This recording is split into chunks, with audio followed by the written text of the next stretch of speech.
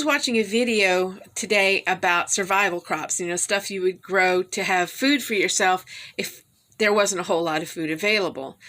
The problem I found with this guy's list is it's mostly stuff that would be grown in the cool season in Florida, which is really only a few months. What are you going to do the rest of the year?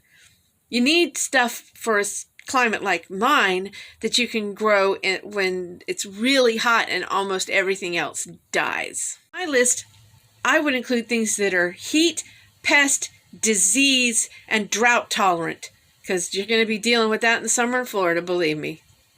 I would also look for stuff that either provides multiple harvests. It's not something that's just a single thing that you harvest once and you're done. Either that, or if it only provides one crop, it's something that can be interplanted with other things so that your space is productive all the time. A prime historical example of this is the Three Sisters.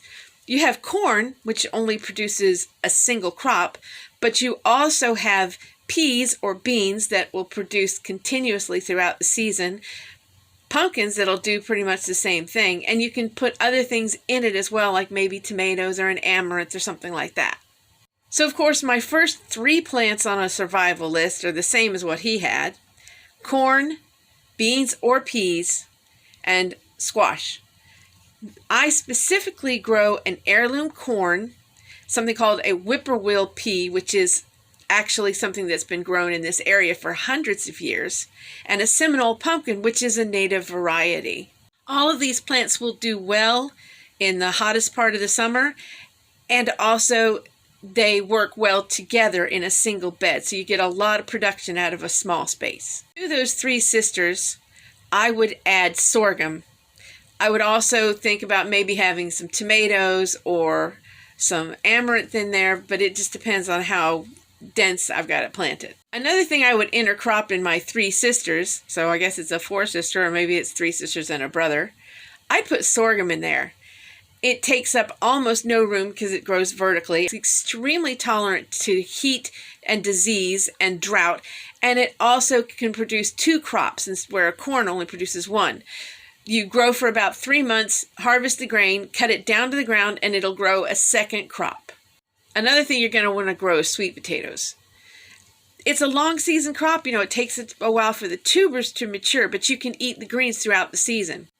You can't do that with regular white potatoes. Also, regular white potatoes, you only have about a 3-month growing season for them in Florida, and you can grow sweet potatoes about 8 months. If you leave some smaller tubers or roots in the soil, you don't have to replant your sweet potatoes. They'll come back on their own. Greens rather than cabbage. Greens provide something that you can cut and come again, where a cabbage is a single harvest. I would also look at some more exotic plants that you may not be familiar with, like amaranth, cucuzi, and loofah.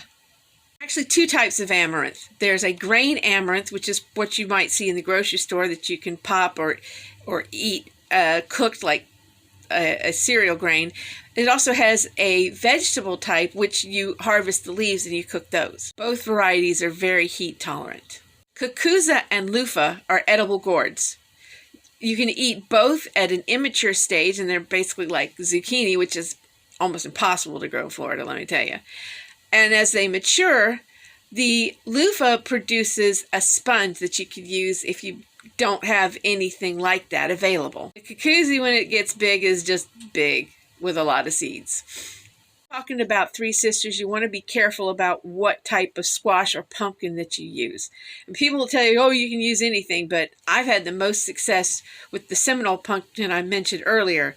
It is a native variety. It's been grown in this area for hundreds of years. Like the other things I mentioned, it's tolerant of heat, drought, pests, and disease. Like our sweet potato, the leaves are edible, so you can have more than 1 crop. You can also flour and fry the blossoms. And don't throw away your pulp and your peelings from the pumpkin. Grind them up, dry them, and use them to add to your flour. You can do the same with the flesh, but you probably want to just eat that. If you have the space for it, 3 other things you would want to grow would be okra, Everglades tomatoes, and African blue basil. The reason I'm very specific about those is because of the qualities of those plants.